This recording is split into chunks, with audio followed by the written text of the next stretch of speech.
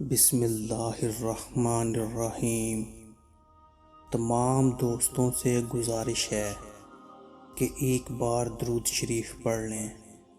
سب تعریفیں اللہ تعالیٰ کے لیے ہیں اور اس کا لاکھ لاکھ شکر ہے کہ اس نے ہمیں ظاہری و باطنی بے شمار نعمتوں سے نوازا ہے۔ ان نعمتوں میں سے سب سے بڑی چیز ایمان ہے کہ رسالت مآب صلی اللہ علیہ وآلہ وسلم پر ہم ایمان لائے، اور آپ صلی اللہ علیہ وآلہ وسلم نے ہمیں آخرت کے احوال مثلاً حشر، حساب، جنت، دوزخ وغیرہ سے آگاہ فرمایا، اور آپ صلی اللہ علیہ وآلہ وسلم نے ہمیں وہاں بدبختی سے بچنے اور نیک بختی حاصل کرنے کے اسباب سے بھی مطلع فرمایا ہے، اور ساتھ ہی ہمیں چھوٹی اور بڑی قیامت سے آگاہ فرمایا۔ میرا نام ہے سہیل مقبول اور آپ دیکھ رہے ہیں کریم ٹی وی۔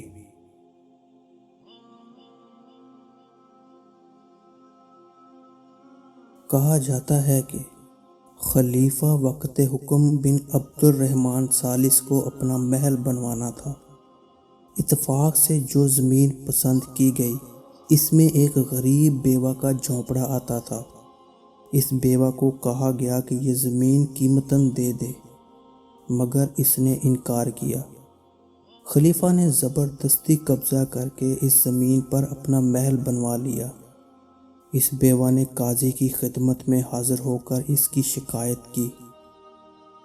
قاضی نے اسے تسلی دے کر کہا کہ اس وقت تم جاؤ، میں کسی مناسب وقت میں تمہارا انصاف کرنے کی کوشش کروں گا۔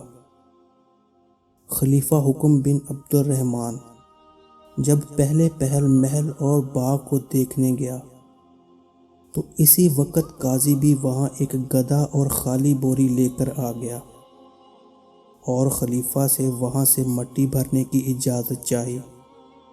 اجازت دے دی گئی۔ قاضی نے اس بورے میں مٹی بھر کر عرض کی کہ مہربانی فرما کر اس بورے کو اٹھانے میں اس کی مدد کی جائے۔ خلیفہ نے اسے ایک مذاق سمجھا اور بورے کو ہاتھ لگا کر اٹھانے کی کوشش کی۔ چونکہ وزن زیادہ تھا، خلیفہ سے ذرا بھی نہ اٹھا۔ موقع مناسب تھا اور لوہا گرم تھا۔ قاضی نے فوراً چوٹ لگائی۔ کہا، اے خلیفہ، جب تو اتنا بوجھ اٹھانے کے قابل نہیں تو قیامت کے دن جب ہم سب اللہ تعالیٰ کی بارگاہ میں حاضر ہوں گے اور جس وقت وہ بیوہ جس کی زمین تم نے زبردستی لے لی ہے اپنے پروردگار سے انصاف چاہے گی تو اتنی بھاری زمین کا بوجھ کس طرح اٹھا سکو گے؟ خلیفہ پر اس کی بات کا بڑا اثر ہوا اور اس نے فوراً یہ محل، اس کے لوازمات اس بیوہ کے حوالے کر دیے۔